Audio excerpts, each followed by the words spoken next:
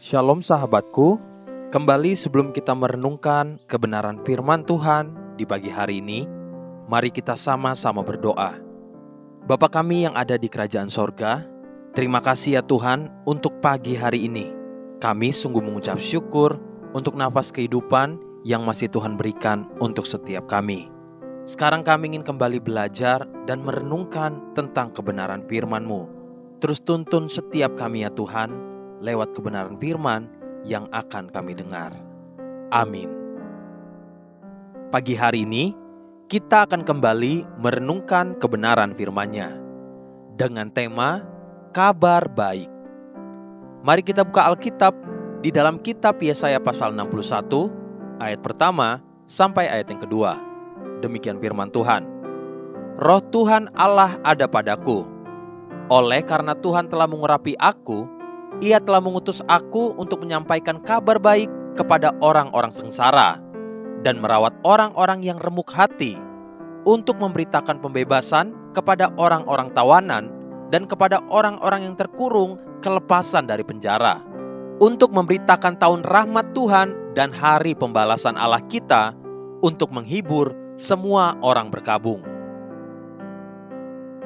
Perkataan nubuatan Yesaya ini juga adalah perkataan yang diucapkan juga secara langsung oleh Tuhan Yesus di Nazaret ketika Ia datang ke tempat di mana Ia dibesarkan. Dan menurut kebiasaannya pada hari Sabat, Ia masuk ke rumah ibadat, lalu berdiri hendak membaca dari Alkitab.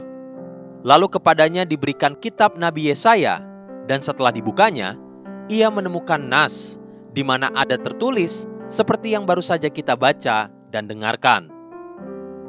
Pada waktu dia telah selesai membaca kitab Yesaya itu, setelah ia selesai membaca kitab Yesaya ini, di dalam Lukas pasal 4 ayat 20 sampai ayat yang ke-21, Tuhan Yesus berkata, kemudian ia menutup kitab itu, memberikannya kembali kepada pejabat, lalu duduk, dan mata semua orang dalam rumah ibadat itu tertuju kepadanya.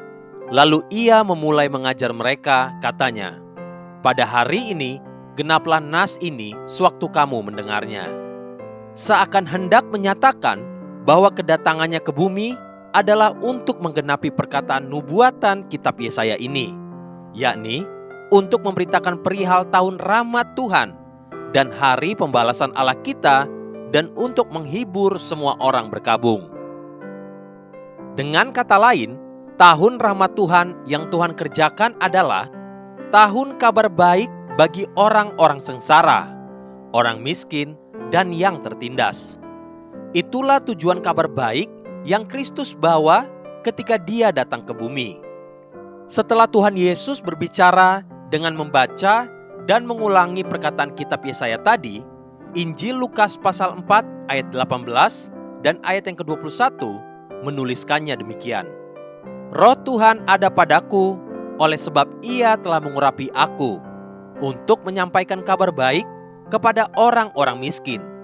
Dan Ia telah mengutus aku, lalu Ia memulai mengajar mereka, katanya, pada hari ini genaplah nas ini sewaktu kamu mendengarnya.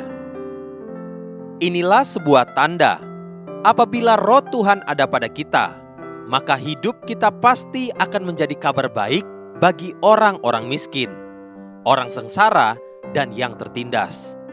Dibutuhkan hampir 800 tahun setelah nubuatan Yesaya untuk sampai menjadi kenyataan ketika Tuhan Yesus benar-benar mengucapkan tentang tahun rahmat Tuhan itu.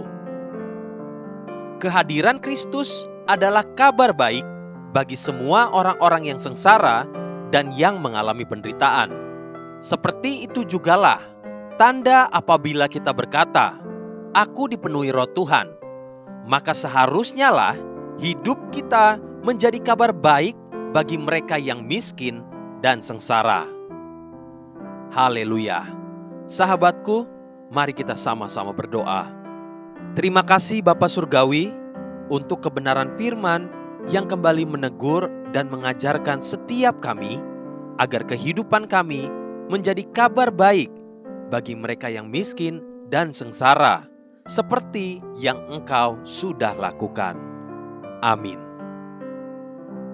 Jesus loves you and so do I.